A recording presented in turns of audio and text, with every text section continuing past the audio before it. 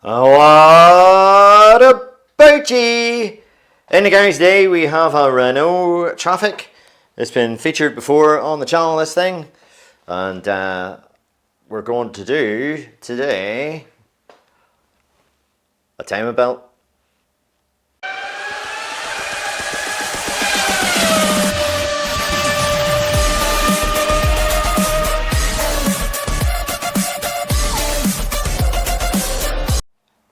For the observant amongst y'all, yes, I have the front off of this yoke, and the followers of this channel will notice that I've seen this blue van before in here.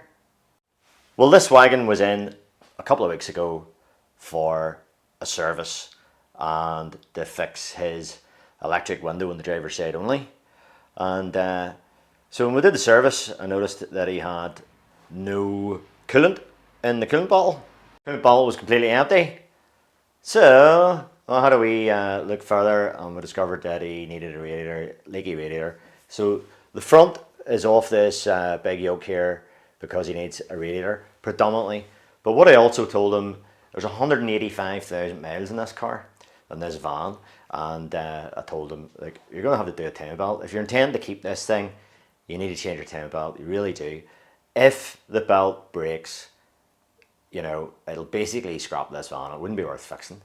So this van's an 05, I think. So it's coming on 16-year-old, say. So he said to me, "Hell, you're wished. Scrap the van." Don't think so.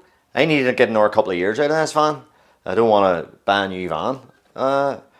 You know. So we're going to do a timing belt, and I also told him that there's oil flying out of the bottom of it. So I don't like the sound of that. He says, do just whatever it needs. So as you can see, I've already done a wee bit of stripping down of the mount off here, and it's just held up with a trolley jack below the sump. And with the front off just because we're doing a radiator, but it doesn't half open this thing up to allow access and let me film this. So there's a few wee caveats with this these timing belts.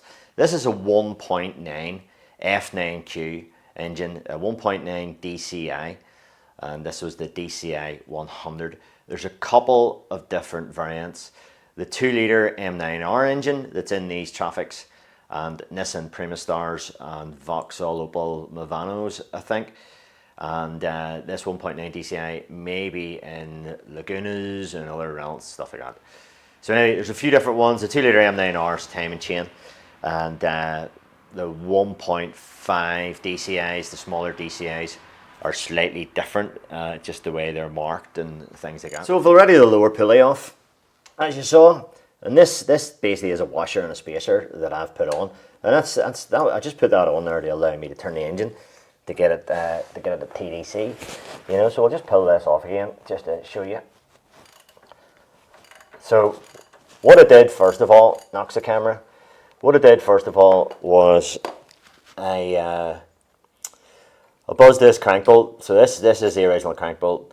I buzzed this crank bolt off with the engine not locked. Now, not locked. I'll show you the locking pin in a minute. The engine not locked. Just buzzed it off with an air gun, you know. So that loosened her up, and that allowed me to take the crank pulley off. So what that is, that's a big washer and a spacer and another washer. So that's just holding that in. The S is keyed, as you can see, and there is a mark here. So we never said it, there's no marks. There's no marks corresponding. There's no corresponding marks. There's no reference marks. So in other words, what I'm trying to say is there's no mark here, you know. There's a mark here on the crank pulley here. Let's get you in that. That's a bit better. So there's a mark here, and that sits, you know, say roughly about 6:30, 7 o'clock, something like that. But there's no, it doesn't correspond to anything. So yeah. So anyway, so the crank pulley itself, this pulley here, the timing belt crank pulley, is keyed. You know, so you can buzz the main crank pulley off, okay, but the crank pulley itself is not keyed, so that's just held on with friction. So that goes on there. So we have a pin in the crank, and it's just to the right of the dipstick tube. There's a wee screw, which I've just dropped, a wee bolt here with a Torx head on it. And that's what you remove from there to insert that pin. That's the view of it there from another angle, there, just at the bell housing. So that pin that I'm using is out of this kit, Laser 4020. It's a 10 pin kit, DCI engines. So you get 3 pins, and you get that silver one as well that I had in the crank. Put that kit in the Amazon store. Links in the description for that. So the other caveat about this time and belt job is there's no auto tensioner on it. So it's a manual tension. I'll show you the crank. I showed you, you put the crank at TDC, that wee mark at sort of 6:30, 7 o'clock. But to know that you're on the right stroke, there is a mark on the cam, but there's no reference. Again, there's no reference on the casing. And what we'll have is a wee hole here, and we'll get you a wee look at that. So this fibre or tape cover thing, and the reason why I have it still on is there's a hole in it. Yeah. This wee hole then corresponds to a wee dot on the pulley, and you know you're on the right stroke then, because you know with every 2 rotations of the crank, this pulley here, the camshaft pulley, it's exactly twice the size as the crank pulley. So you know you could have that pin that I showed you in the web of the crankshaft, okay, but you know this camshaft's going to be out of time then. Right, let's see if I can get you a view of this here. So we'll put that in there like that. We'll give her a bit of light. So there you go. We see the wee dot in the mirror. The wee dot on the camshaft pulley. So that's the only mark you have. This is the injector pump pulley, and again, there's evidence of a Tipex mark there. But now, as far as I know, this pump is not timed. So you know, it doesn't matter where this pump ends up. There's no marks at all on this pulley. But what I'm going to do is I'm just going to put a wee dab, you know, here and somewhere there. The first thing I'm going to do is clean all this up and you know, remove these marks of his, so of the previous fitter. So yeah, take a wee look at this belt. So it's a wee bit frayed on the edges there, but if we look over the surface of it, there's just cracks everywhere. So we're doing this type of belt in. I insist every belt I do that drives the water pump, that is, if the belt drives the water pump, you change the water pump as well. You change tensioners, rollers, everything. You do not just change the belt. One of the main causes of belt failure is either tensioners failing, or the water pump seizing, or you know the burn failing, and this thing rattles about. So the tensioner off on the water pump, the belt there, as you can see. So I wasn't going to film that. It's very tight in there. You can't really get a camera in there, but I'll show you and a few other caveats. So this is our non-automatic tensioner, and what the crank is there, I think that's 16 mil, but you loosen that off anyway, and that's able to slide on that elliptical hole there. So that's how you loosen it. Basically, you just loosen. You don't need to take a knot off. You just loosen it, and it slides back. So it takes the tension off it. So we saw this pretty rusty looking thing earlier on there when it was on the car. Plastic impeller. It seems okay, you know, it's dead on. It's done a lot of revolutions. It's done well. Again, no markings really that I can see. Just that there, down in there, whatever that means. However, I want to tell you here's another couple of caveats here about this. So we'll have a threaded hole there, a threaded hole there. So they're internally threaded, those two, and that's just holds cover on. So we also have a few bolt holes, and you see that one's recessed, and these other ones are not. So our bolts that come out of that are such, and we'll get to the point of this in a minute. So anyway, our recessed holes have these wee short bolts, and that's great. and then we'll have them long ones, 3 long ones and 2 short ones. But however, on this pump, these 2 short bolts actually go into the water jacket. So you can nearly confirm that if you look at the bolts. You know, there's like a white sort of powdery stuff on it there. So whenever I took those 2 bolts out, whenever I loosened them off, coolant started coming out, whatever was left in the engine block. Not so with these 3 boys. Now, the other thing about, we're going to reuse these bolts. They aren't stretch bolts, they're nothing like that. And what we need to do is we need to dress these threads on a wire wheel. So the reason why we do that is if these are all rusty, and as you can see they are, you know, whenever you screw them in, you don't really, you know, you might get a false torque on it because, you know, these threads are jamming up. So you want these threads to be nice and clean. These ones here, because they go into the jacket, you want to put a wee bit of sealant on it in here, you know, and I'll probably put a wee bit of thread locker on it as well. But you want to put a wee bit of silicone sealant or something like that. Obviously you have a seal that goes around as just a paper gasket on there, and there's no O-ring or nothing on this particular one. But yeah, these recessed ones go into the water jacket. So you could have the situation where the coolant could leak, you know, down the threads and out the bolt, because it's, you know, there's no copper washer or anything like that. Right, there was no signs at leaking, but you can see it is bogging, and that's because it was picking up engine oil. The timing belt was picking up engine oil from the leaking crank seal, which we're going to replace. The timing belt itself has no markings on it whatsoever, apart from where it was at the so this was down at the bottom at the crank end, and that's a bit of residue that it picked up whenever I took it off. There's no markings at all, and as I saw earlier, it is, let me see if I can get you into that, it is, there we go now, it is cracked everywhere.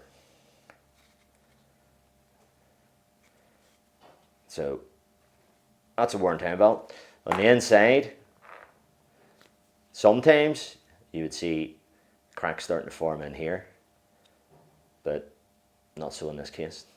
But it's, you can feel that it's the engine oil has basically sort of nearly melted this. It's very, very pliable, you know.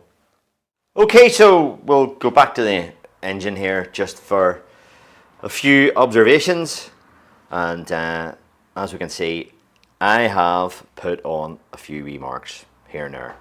Now, these are not necessary, so I've cleaned it up a wee bit there at the top, and cleaned it up, took off the previous fitters marks, which seemed to be in the wrong position anyway, and I've put my own marks. So there, as I said before, there are versions of this engine. There's some of these engines that do actually have a wee triangle, a wee arrow on the casement. Most of the ones that I've seen in these Trafics do not. So there is a DCI 100 and there's a DCI 130, I think it is, and you know, you might have marks on that one. Some of these have marks on the fuel pump. This one does not. So there we go. Another wee observation now. Okay, because we're using the correct pin, just by eyeballing the pin there, just by looking at it, I can see that the shoulder of the pin is in against the block. So therefore I know that pin is fully engaged into the crank and my crank cannot move.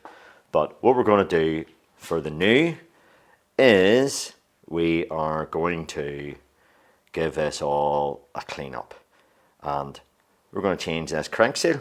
Yeah, there we go.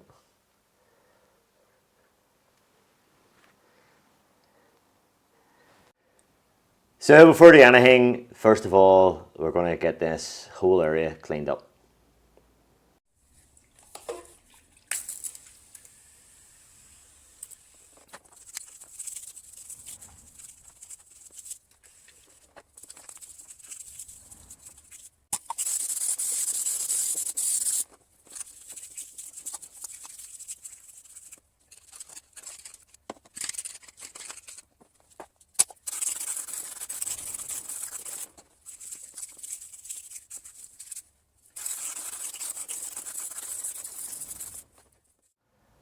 So clearly we don't want to damage or score this surface, and more so especially this surface here. So you can't just hook something in here, you know. So we'll want to get behind it and pull it out. So there's a couple of methods. We might end up trying a couple of different things here. I'm going to see if I can get a wee hole drilled here.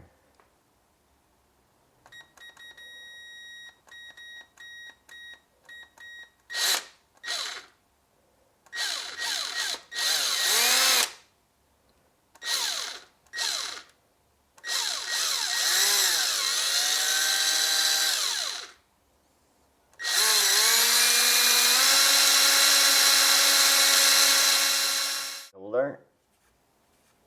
Get a wee bit of swerve. So let me see now. We'll get a coarse screw, and that screw is a screw that you would get on a, you know, a dry liner wall or a stud wall or something like that. I can get it into, it's not focusing, but anyway. Right, we'll screw this in a couple of turns here. And you can see this, it isn't the screw that's designed for this wee adapter. I'll show you this wee kit when we're done. So I have a nut in there to stop the head coming through. So we'll get a couple of turns on this screw.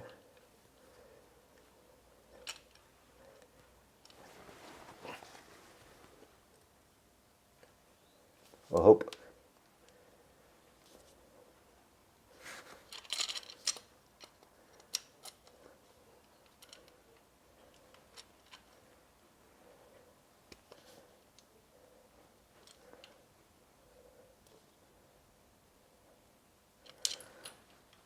Okay, that's a bit of an angle, but we'll see how it goes.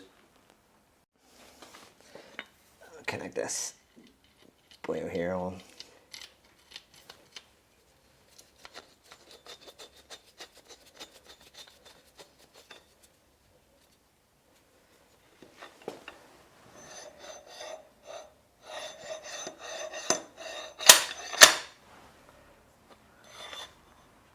We can see our hole that we made in the seal, and it did not touch either of the crucial surfaces. So you can see that metal, there's a metal ring in that one.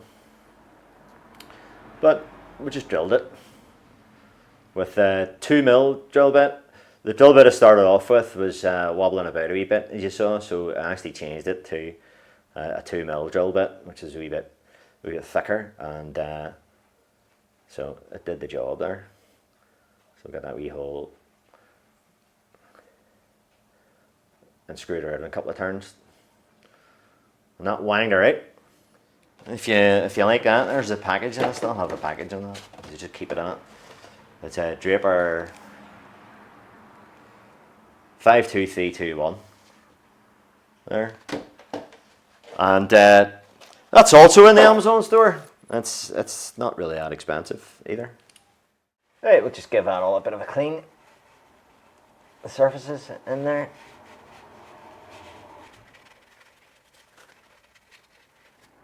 Plenty of oil around the seal, because you can oil these ones up.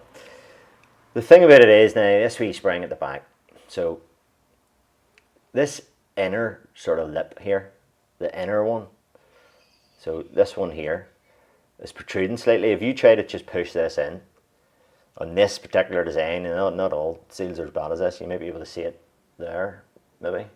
No, you can't really. But see that wee inner lip, you need to keep that in, you know, otherwise that spring pops out. So if you try to just push that in, it'll catch and just fold in like that, you know, like that there. So you don't want that inner bit catching, and then that spring will drop into your crankcase. So I'm just going to start this with my fingers and thumbs, and I'm going to put her in. So it doesn't want to go in at the minute because that inner lip is uppermost. So we just have to knead need that backside bit in. And I am using a metal screwdriver, and you're not scraping anything here. So just go around it. So we're just pushing the inner seal, the inner lip, we're pushing it in and putting a wee bit of tension on my thumb at the same time.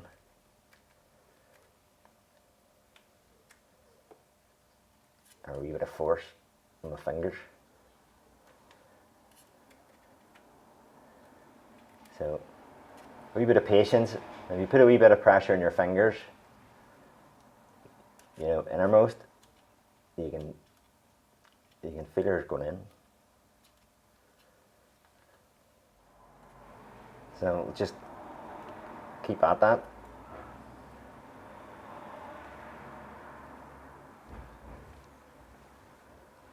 So it's just near enough in.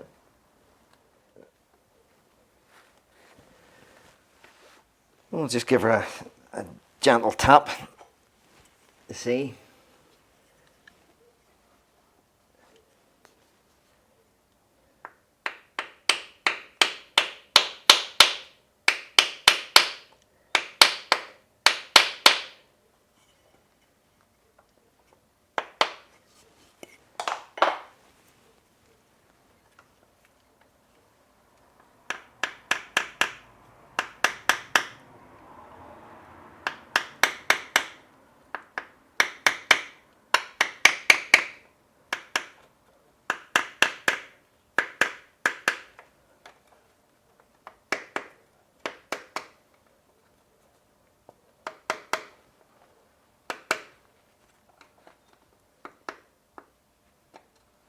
And we'll just tap her in till it's just perfectly flush there with a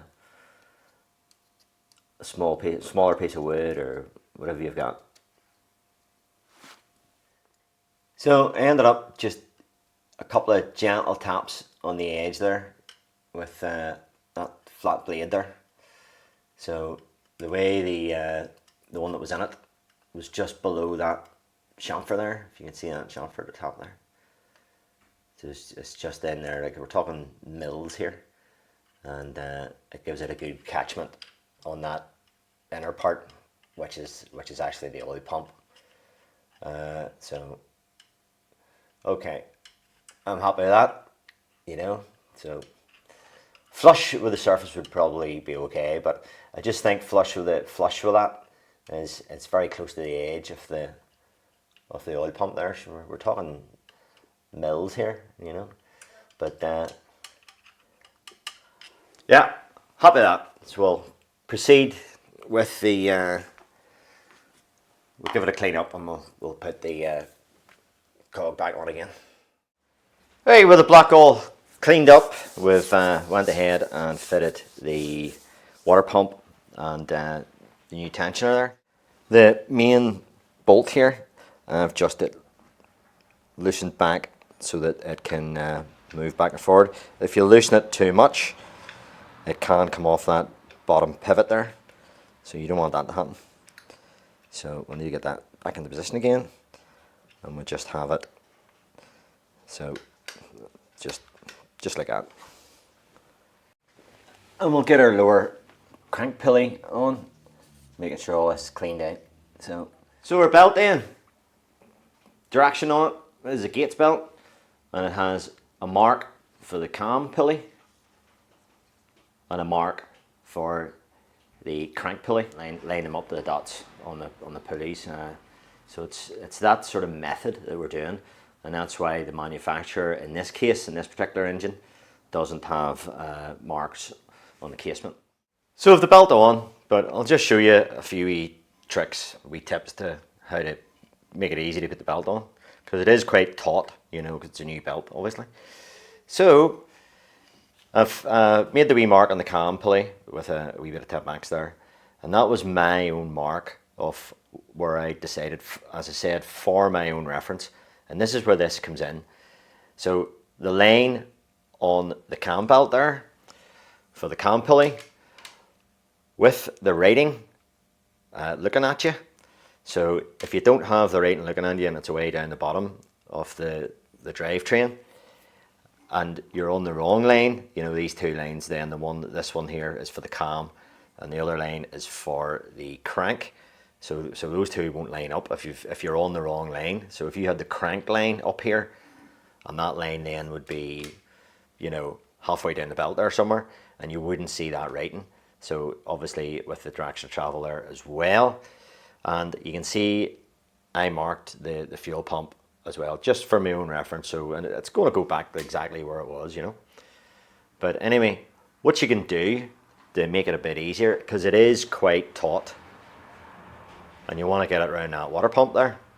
So it is quite taut to get it around that water pump. So what you can do that can help you is, if you have that, your own wee reference point there, you can bring that camshaft forward towards you very slightly. It'll go maybe like a tooth. So if we just pull that forward a bit, like that, you see the amount of slack I'm getting in the belt there. And then that wheel there will rotate, you know, so I'll bring it down and you know, help you get it around the get it over the water pump there. So I'll just put that back to where it was. So that's a wee trick you can do. So you put it back to where it was, you can see the tension coming on the belt. But that's, you know, that's the untensioned side of it. You know, that's just to help you put the belt on. You can see the mark on the crank belt, the crank part of the belt is lining up with the mark on the crank pulley. And I've just highlighted it with a bit of Tipp-Ex there just so you can see it. Now you may notice I've put my bolt and my spacers back in again. Well, that was just to stop the, you know, I didn't want the pulley from, you know, moving off or anything like that. It's just to hold it in place. It's just sort of hand tight there at the moment. So our untensioned side, so we can actually get our hand in through the engine mount hole here. So the untensioned side there, we make sure that the tensioner is free to go back and forward, so it's fully untensioned, and let's just slip over there. Dead easy. So that's a lot easier to put on than this side, because this is pretty taut here. So this is our manual tensioner. I can just about get it in the shot here. So if I push that in with my hand there, we can screw that in a wee bit, and that's the way it basically gets tensioned. So the next thing is tensioning this belt. Now, I'm going to show you the book method here and how you can do it simply. So this is a special tool here that I'm screwing in, and it's got like a spacer thing on it. So we'll have that in place. So make sure our marks are still aligned and stuff. And the tensioner then, we just have the tensioner in so it's touching the belt, and that's basically it. We just screw it in the hand at this stage. And the crucial part of this is, what we do now is we remove our crank pin. So that's our crank pin now removed. There's it there. So that's taken out. Throw that on the ground for the moment. And there's this monstrosity here, and that goes over that spacer like that, and that pulls on the belt there on the tension side. And what we do is we apply a force here of 11 Newton meters. So with a pin out, so the crank can move at once, and we apply 11 Newton meters, and that's it, and nothing really happens. That part of the process to me doesn't really do much, but I showed you anyway. Now what it says to do is to flick the belt on this part here between the tensioner and the crank. So you always check your tension on the sort of longest part of the belt, and you flick that, until you get a frequency reading of I think it's 88 to 91 hertz, so it's in around 90 hertz is what we're looking for. So it's like plucking a guitar string really, and you're reading the frequency. So what I'm going to do here is I'm going to attach a microphone to the belt. Well, not the belt itself, but adjacent to the belt. So I'm going to attach it to the casing there. You can see that.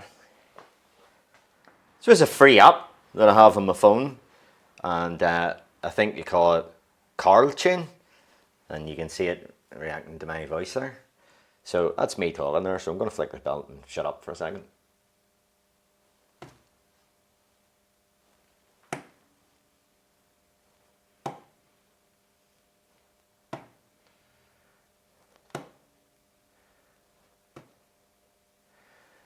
So fairly repeatable at 35 hertz there.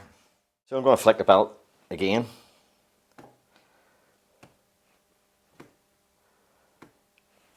And I'm reading 35 hertz there.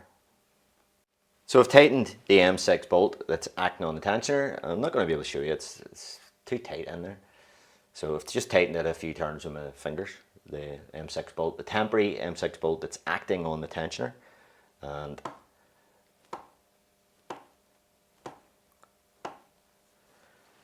we're getting 49 hertz. Tighten it up a wee bit more.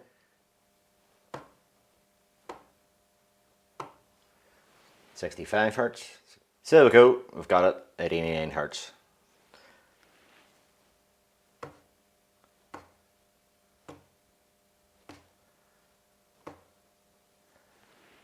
That's fine. So what we'll do is, it says tighten the tensioner bolt to 10 Newton meters and turn the engine over twice.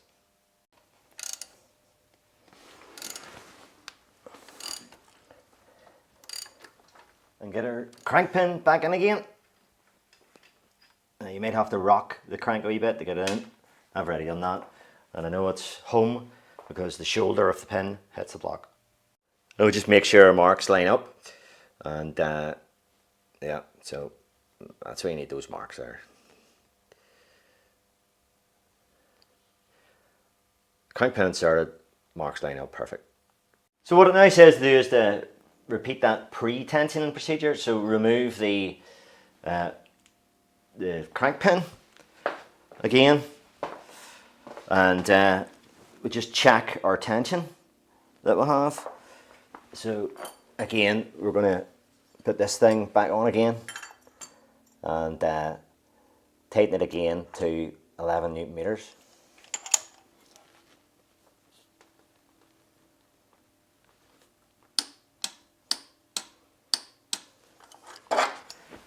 Newton meters on that.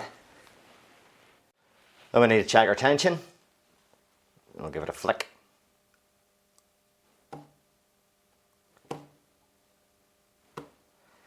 .70. So we'll need to loosen her off and get her tightened up again a wee bit. So we'll just show you this as I go. So if I stop talking a second.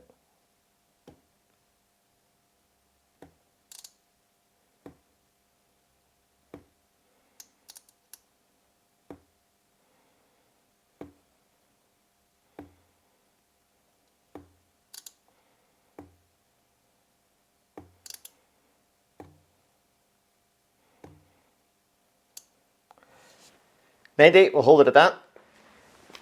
I appreciate that you can't really see what I'm doing there in the engine bay, so we'll maybe try to show it out here on the floor. Maybe make more sense.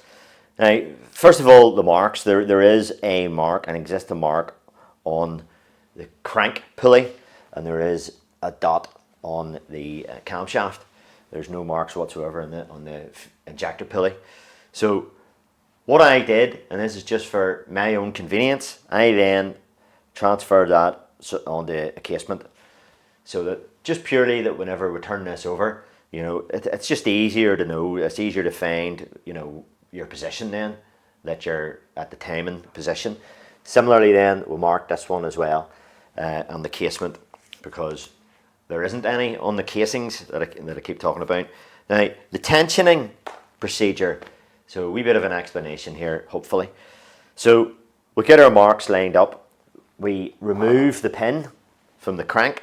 That's very important. There's no point trying to tension this with the crank locked, because your timing are the two marks that are on the belt. Now, as soon as you rotate this belt, those marks, those two lines, the two white lines on the belt, will never line up again. That's them gone. Forget about them. You'll have to turn it a million times to try and get it lined up again. So forget about those white lines. They're just for installation. You make sure the white line on the timing belt corresponds with that dot, and the white line on the timing belt corresponds with the mark on the crankshaft pulley. So that's said and done then.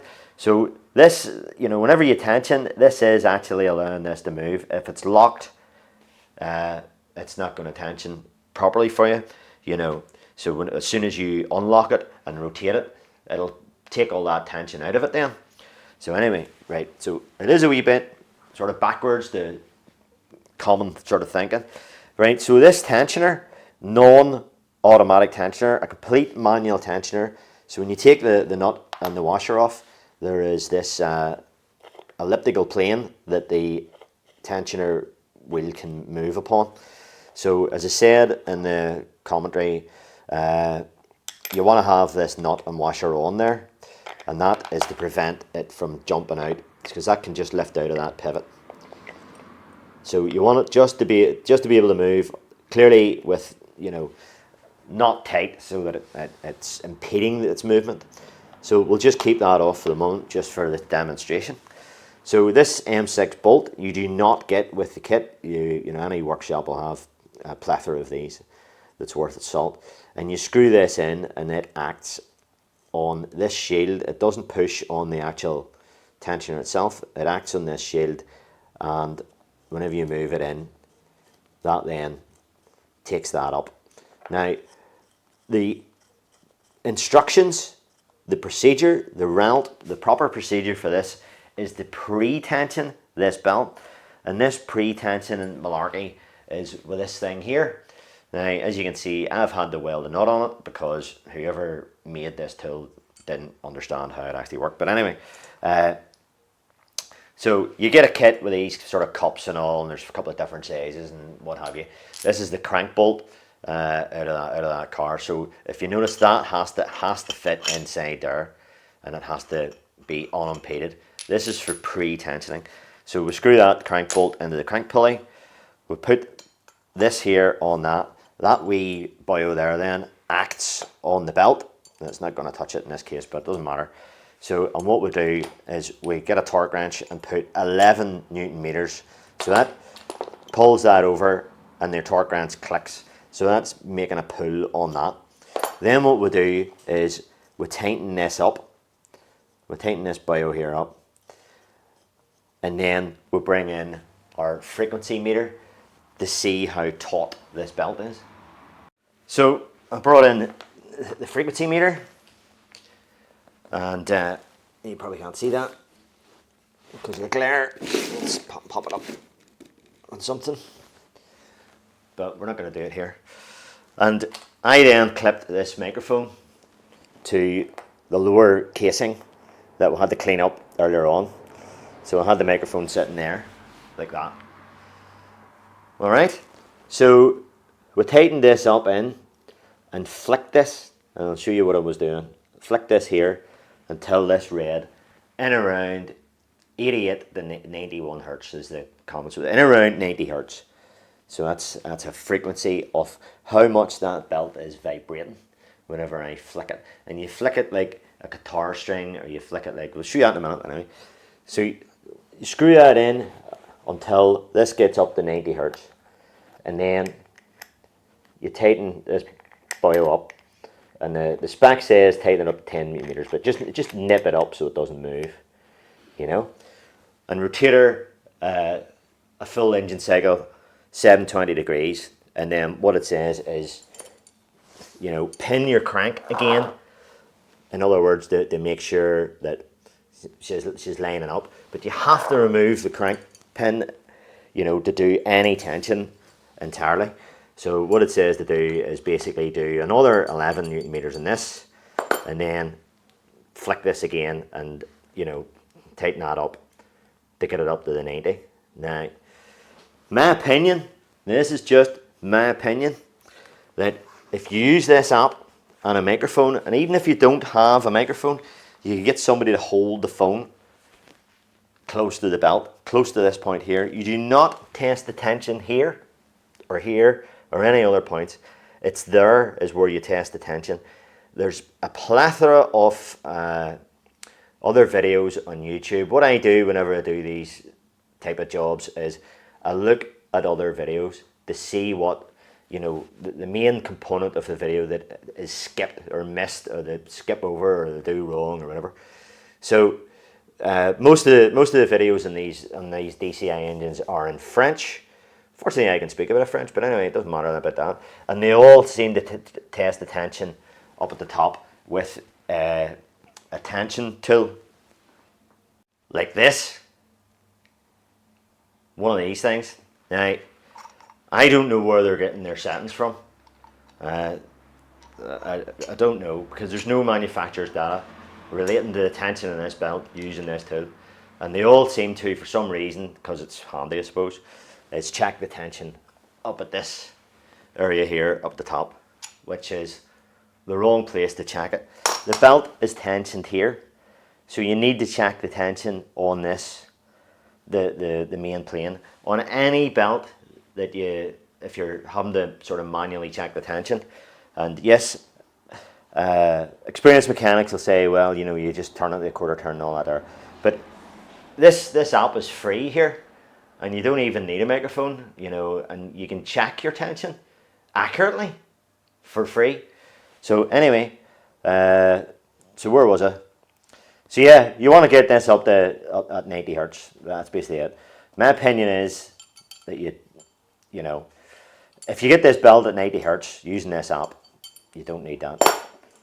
But that's the proper procedure, which I show. So it's up to yourself what you want to do. Here's the old string between the two vices ploy, and we haven't got a microphone plugged in to the phone here.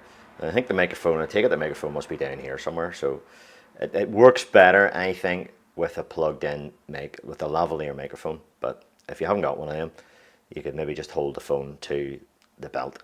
So what we're looking at, you know, how an OS works is this is repeatable. So this isn't random. And you can see that pointer jumping about all over the place because I'm talking. So if we flick this, this is picking up the frequency of this bit of rope, depending on how taut I have it, so, or the tension that's on it.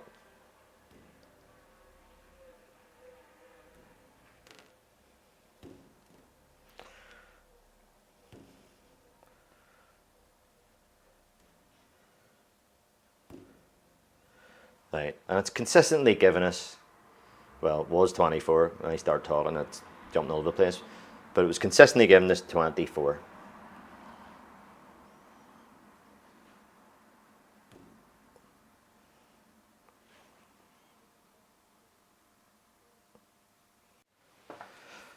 Right, so, I need more attention to this.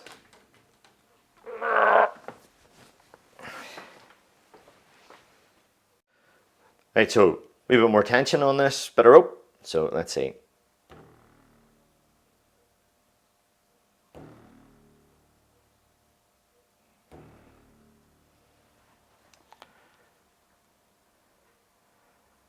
$37. Hey, we're really going for it now, boys.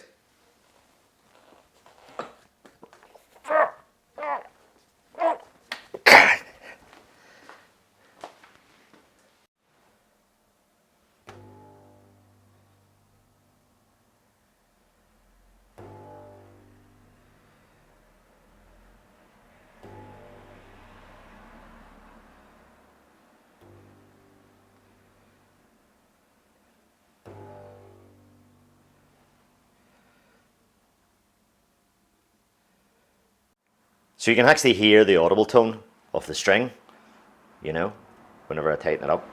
So that's basically how that works. and we're using this free app to tension this belt. So that's that app there I was using, and that's free in the Play Store for Android. Don't know about iOS, don't know nothing about iOS. So our next thing we need to do is, where's that microphone I was using? Is untangle all this and do a final tighten of the tensioner 50 Newton meters. And with the tensioner tightened, we don't need that M6 bolt anymore that we were using to push the tensioner in with, you know. So that goes back in the box. Okay, so we've the covers back on again, and we've brought it back round. We've put the pulley on and a new bolt, because it's a stretch bolt, in the crank pulley back on again, and we can check this TDC through the wee window in the cover if we want to, if we need to. And we'll have our wee pin back in again. So the spec on this crank bolt is 20 Newton meters plus, it's a new bolt as I said, plus 100 to 130 degrees. So normally with a stretch bolt, there'll be an initial torque and then, you know, a degree. So here's the way I do this. So this is the easy way, like, you know. So with the pin in, with the crank pin in, 20 Newton meters. That's fine. Now, I'm okay with doing a light torque like that with the pin in. You do not want to put that pin in and put any sort of massive torque. So you don't want to loosen this bolt at the start by putting the pin in and locking the crank. You'll bend the pin. If you bend that pin, you can't get it out, or worse, you shear it, and then there's a lump of pin down in the sump end.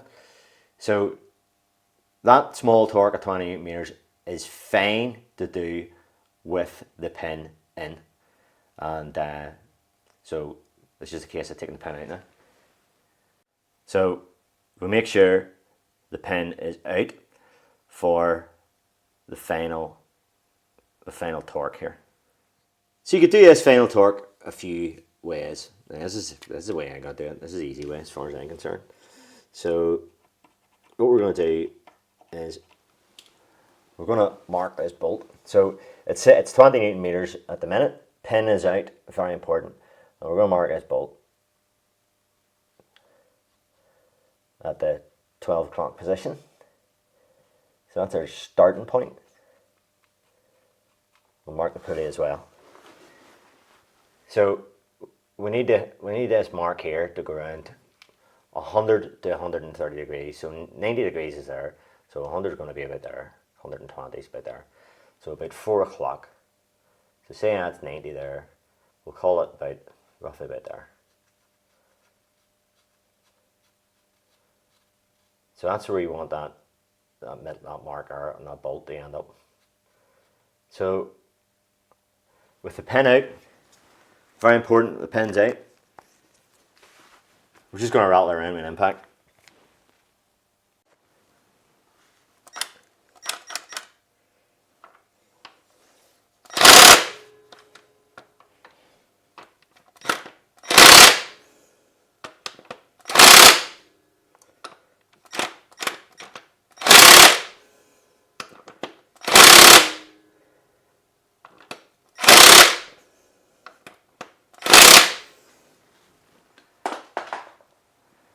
There we go.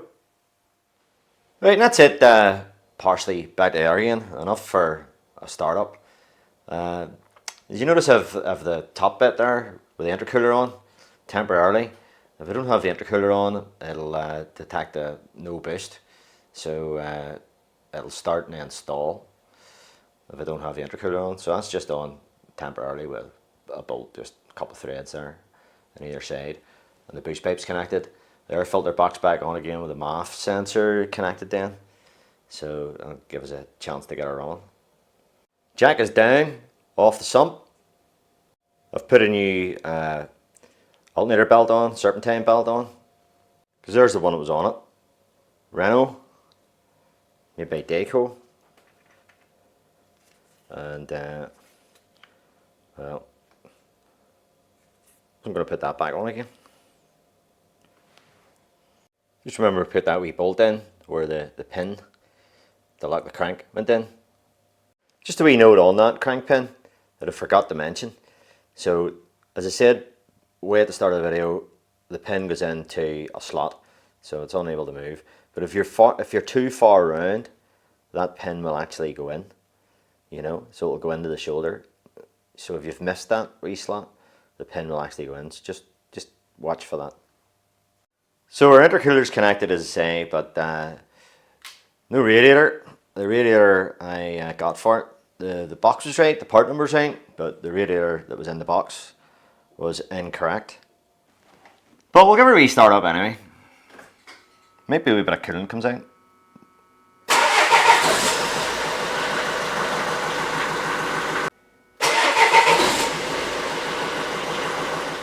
Well, there you go. Maybe a wee bit more detail than your normal timing belt videos that you get on the tube. But yeah, I think that's it for this one. And to be quite honest with you, it's that timing belt there, it was a lot easier with the front off. You may think I'm crazy for taking the front off, but as I said, we're replacing the radiator anyway. But to do that timing belt there with the whole front on, as you saw the black thing that goes across, you know, you're way down in then, you know. So yeah, taking the front off makes it a lot more accessible, and you can just stand in front of it and do it then. So anyway, hope you get something out of it. All the best, and